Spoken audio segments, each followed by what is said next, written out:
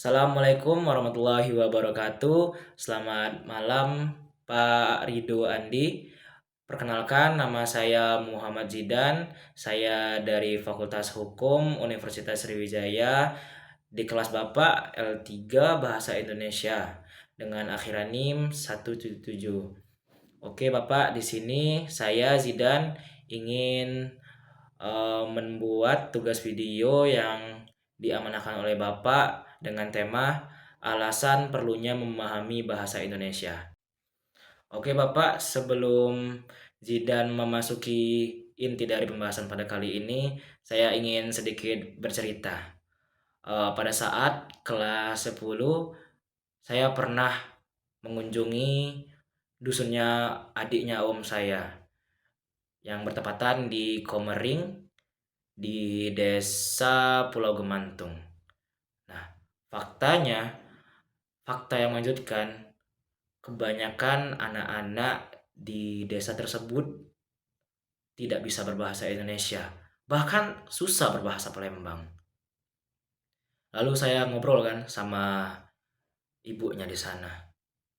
Bu, kok kok bisa sih budak-budak di sini banyak ndak pacak bahasa Palembang? Apa jangan-jangan ndak cabut juga bahasa Indonesia?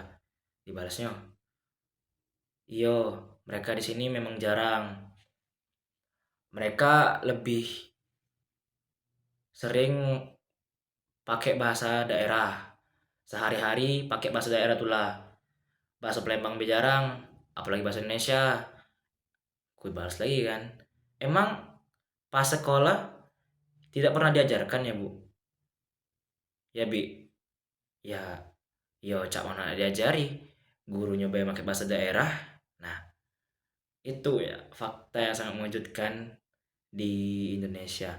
Banyak anak-anak yang tidak bisa bahasa Indonesia. Banyak anak-anak yang di daerah tidak bisa berbahasa Indonesia.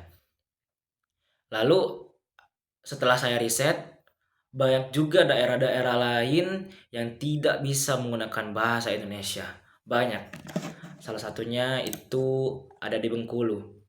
30% penduduk Provinsi Bengkulu tidak bisa bahasa Indonesia, teman-teman. Nah, ini ada datanya. Berarti sekitar 1,7 juta penduduk. Ini data di tahun 2012. Semoga sekarang udah meningkat ya. Nah, lalu ada data juga dari NTT. Sekitar 1,3 juta NTT, anak NTT belum bisa berbahasa Indonesia. Sungguh miris, teman-teman dan Bapak sekalian. Ini datanya saya ambil di 24 Februari 2021.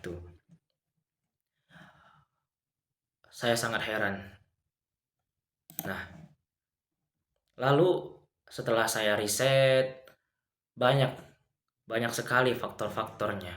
Faktor dari pendidikan yang kurang merata, buku-buku yang tidak tersebar dengan luas, SDM-SDM yang masih rendah, dan lain-lain.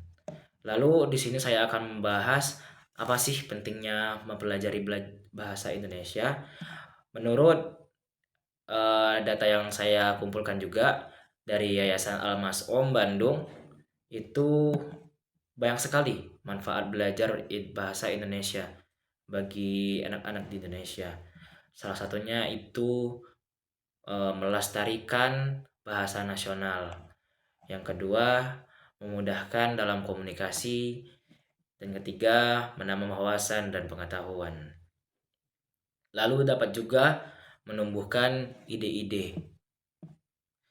Dan juga ada juga faktanya teman-teman dari penelitian bahwasannya makin banyak bahasa yang kita kuasai, banyak juga kreativitas yang akan muncul. Ini penelitian yang dilakukan oleh Catherine Bamford dan Donald Mizokawa. Belajar bahasa asing juga dapat meningkatkan kreativitas seorang. Ketika mulai belajar bahasa asing, seseorang akan memaksa diri untuk mendapat kata-kata alternatif dengan frasa yang sama karena belum dapat mengingat yang asli. Nah, itu kata Catherine Benford dan Donald Mizokawa. Lalu kita juga udah diatur oleh pemerintah tentang penggunaan bahasa Indonesia, teman-teman.